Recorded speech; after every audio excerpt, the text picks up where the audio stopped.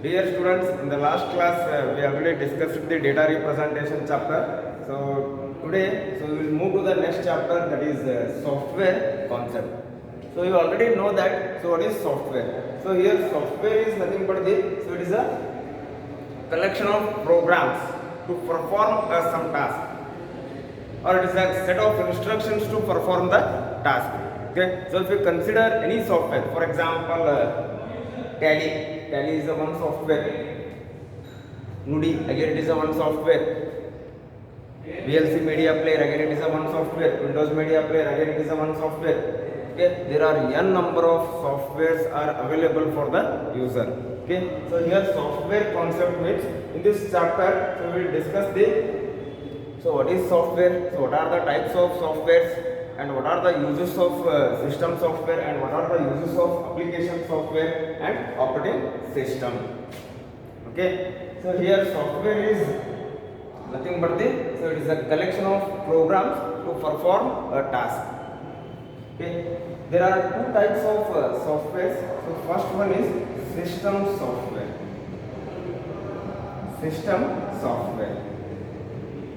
Second one is application software.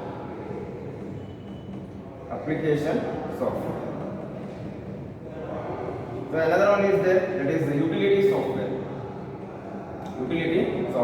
So even utility softwares are also comes under the application software. Okay. So here first one is system software. So here system softwares are the softwares which operates on the computer hardware. For example, operating system. Operating system is nothing but Windows 7, Windows 10, Windows 10.1, Linux operating system is there, Fedora operating system is there. Okay, that is operating system. So here system of software means with the help of operating system, so we can communicate with the other programs. Suppose if the Windows 7 is not present in the system, so we cannot start the system.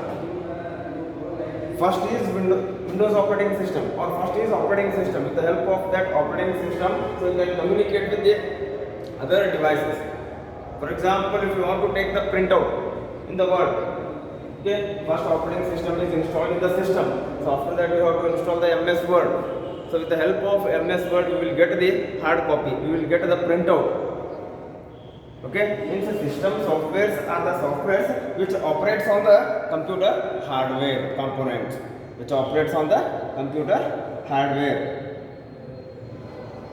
and interact with the application software.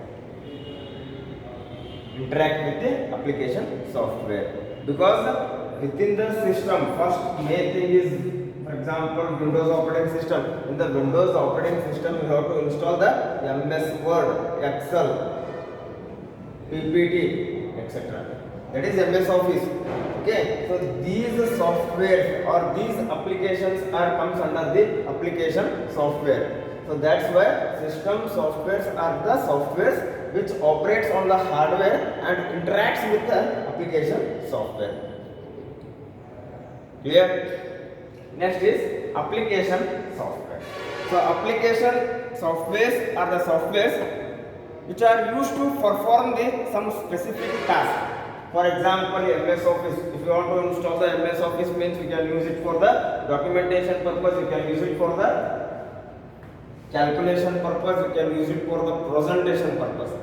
So that is, if you install the MS Office, means these three, or again Outlook is there, MS Picture Manager is there, MS Word Picture Manager is there. There are n number of applications are installed with the help of MS Office. Here MS Office is a application software. For example, Tally. So Tally is a one software. It is mainly used for maintaining the ledgers, credit, debit. In the same way, Nudi software.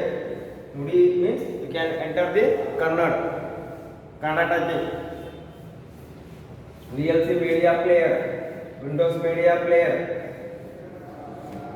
So these all are the application softwares.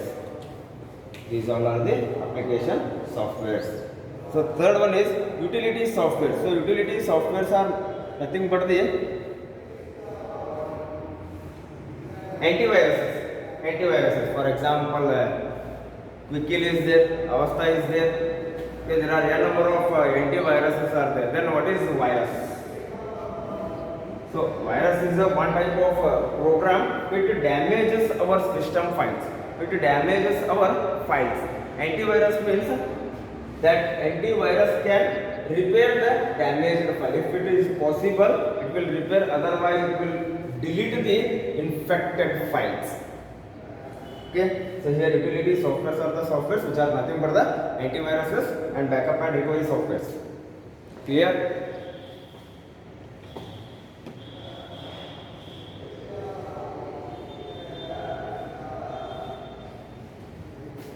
Next topic is computer languages.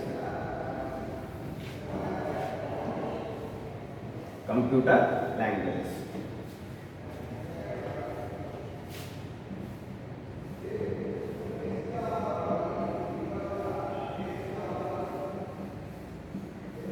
So once I already told that computer knows only one language, that is machine level language. So machine level language is nothing but the zeros and ones.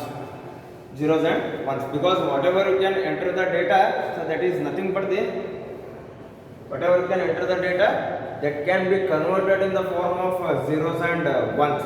Okay. So computer languages means there are two types of languages. First one is low level language. Low level language.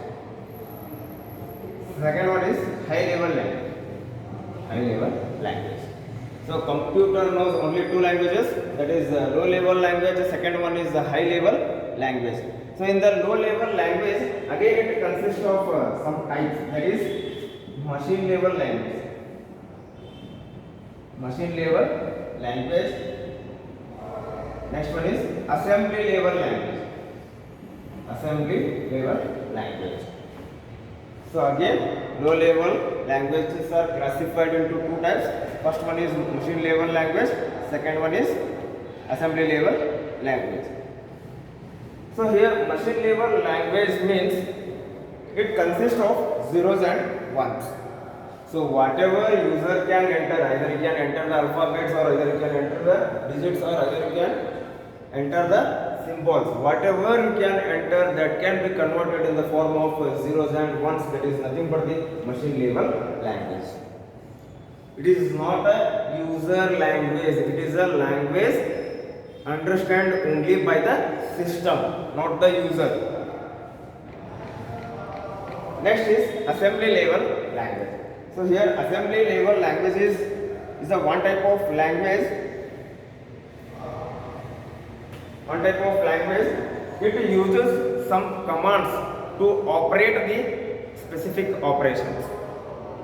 Machine level language means it consists of zeros and ones. The assembly level language means user has to write the instructions. For example, if I write 3 plus 4, the computer will give the result as 7, but this 3 is converted into the machine level language, again 4 is converted into the machine level language, and finally the result will be generated in the form of machine level language, again that is converted into the human readable form. So here assembly level language is there, again it is a type of low level languages. User can interact with the system with the help of assembly level languages. So here assembly level language consists of some commands, some inbuilt commands to operate the system. For example, here in general you have to write 3 plus 4. Suppose if you are using assembly level language means add 3 to 4 like this. Means here add is an inbuilt command. Command means action. So if you write like this, what action it has to perform? Addition. Okay. So without command, it is difficult to write the code. It is difficult to write the program in assembly level language. Means every code can be remembered. So it is difficult to remember all the operations, all the commands. Clear? So in low level language, There are two types. First one is machine level language, second one is assembly level language. Next is high level language.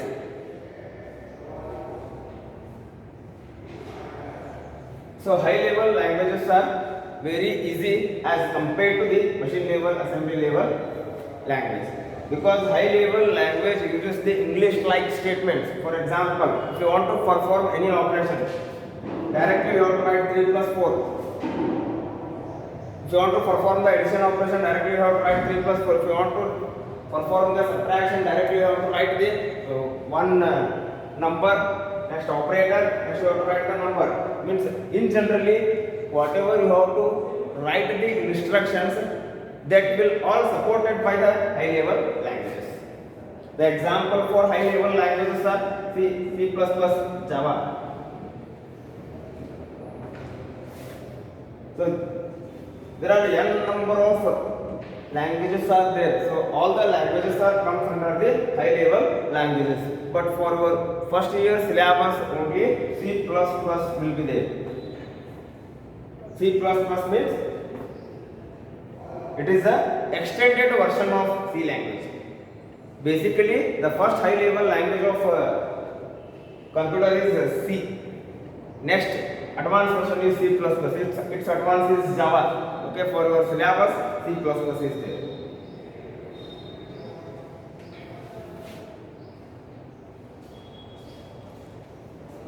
Next is language translators. Language translators. So it is important.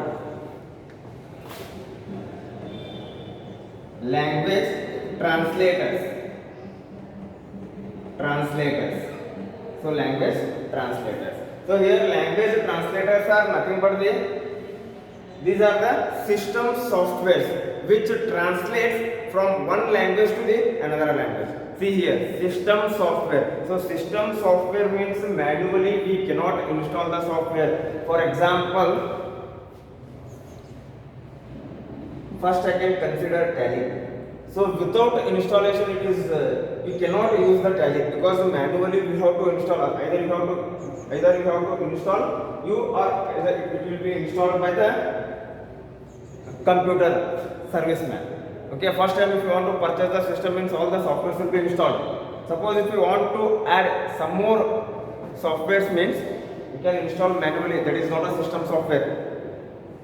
So here language translators are the system softwares. So why it is the system softwares means if you install any programming languages, for example C++, Java, by default the translators will be installed in the system. So that's why it is called as a system software. There are three types of translators. First one is assembler. Second one is compiler. Third one is interpreter.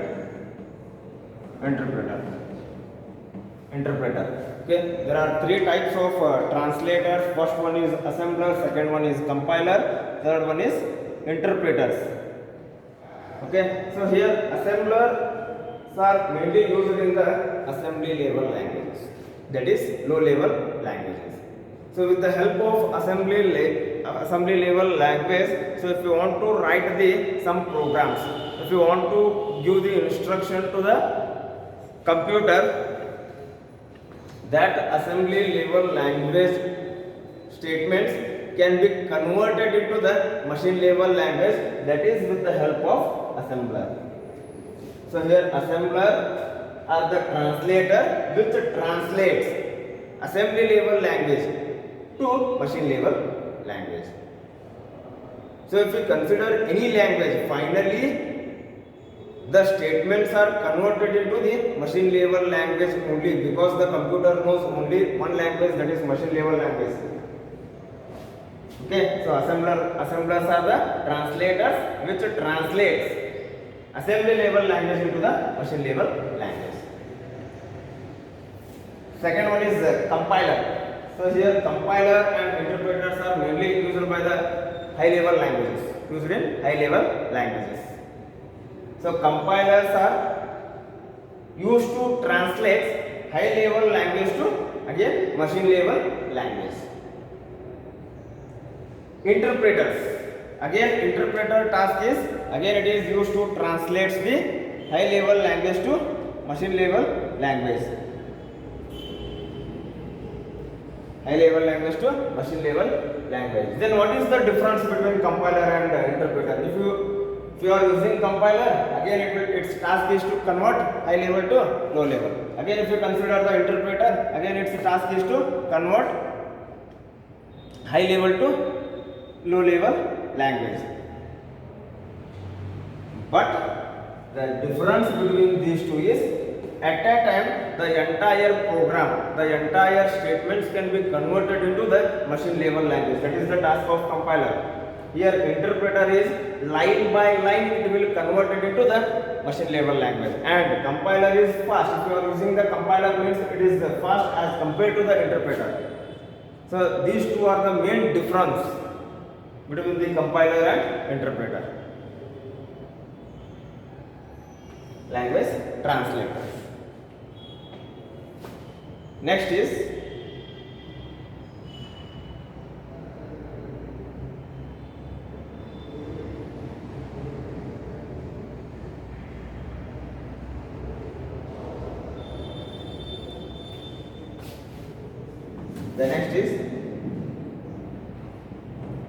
linkers and loaders. Linkers and loaders.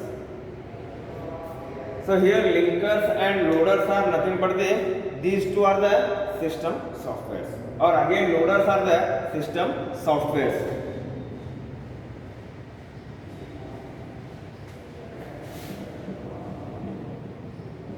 System software.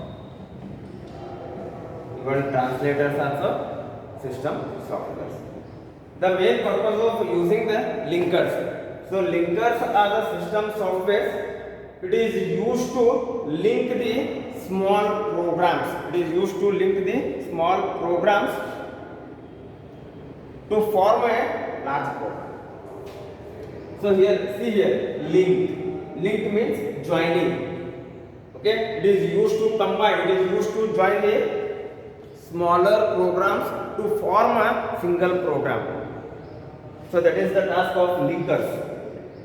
For example, if the program is of 200 lines, if you are writing the one program, one operation of 200 lines, okay, this task is divided into the number of users. User 1, user 2, user 3, user 4. 50, 50, 50, 50. This is a small program, small program, small program, small program. Okay. After writing all the users, so you have to combine all the programs, all the small program to form a big program, to form a single program. If user 1 has a writing the 50 lines code means it is considered as first program. This is second, this is third, this is fourth. After combining all the programs become single program. That is the task of linkers. Linker means it is a system software. It is used to join, or it is used to link the smaller program to form a single program. So next is loaders. Again loaders are nothing but the system software. It is used to load the program into the memory. For example, if you want to perform the sum of two numbers. Sum of two numbers. If I want to write a 3 plus 4, it will give the result as 7. Okay. In the same way, you can give any number to the system. Sum of two numbers means first you can give the input to the system. You can give any number. Either you have to give the positive number, either you have to give the negative number. It depends on the user. So user have all rights to enter the any value. Any value. But if you want to perform the addition means in that manner you have to write the instructions. For example, a plus b. Without mistake you can give the instructions to the system. So after writing the program,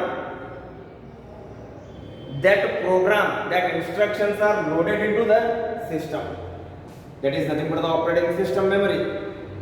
Again here memory indicates main memory only, main memory.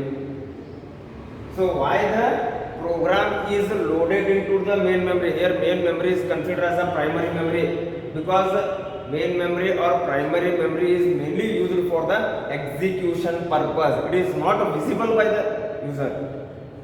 It is inside the memory. Secondary memory, that is hard disk, only for storage purpose. If you want to use the programs or if you want to use the files in future, compulsory you can save. But once you can save the file, that instructions are loaded into the main memory. Why it is loaded into the main memory? Because of execution, because the computer has processed the data and it will give the result to the user. That is the main intention.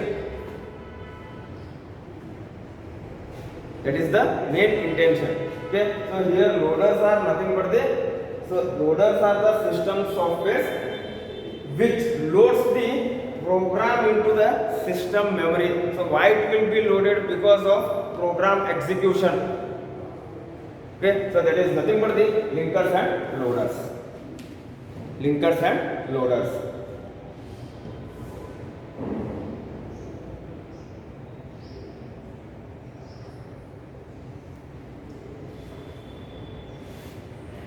So the next topic is operating system.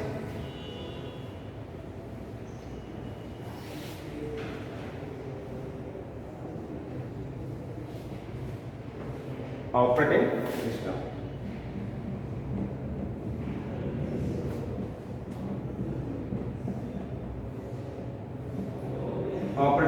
system. So here operating system is a one software which interacts with the user and the system. For example, so if you are on the system, so after starting the system, it should display the Windows 7 or Windows 10, Windows 10.1. Okay, so that is nothing but the operating system. So suppose if the Windows 7, Windows XP, Windows 10 is not installed in the system, means we cannot communicate with the system. That system is only empty, blank. Okay, and the operating system is a software which interacts with it is an interaction between the user and the system, and it manages the resources or all the components of the system. It manages all the components of the system. For example, operating system. Once the system is on, I can open MS Word. Next, I can give the print. With the help of MS Office, I can take the printout. Okay, printer is available. Once I can click on the print, means that request is sent to the printer. Who will send the request to the hardware device? Who will send the request to the printer? That can be done by the operating system. With the help of operating system, again it provides some system calls. So here system calls are nothing but the communication between the devices or communication between the applications and the hardware components. So here MS Word is one application. With the help of this, you can give the print. You can click on the printer. Here print, this request is sent to the printer. With the help of system call, this will be provided by the operating system. System calls will be provided by the operating system.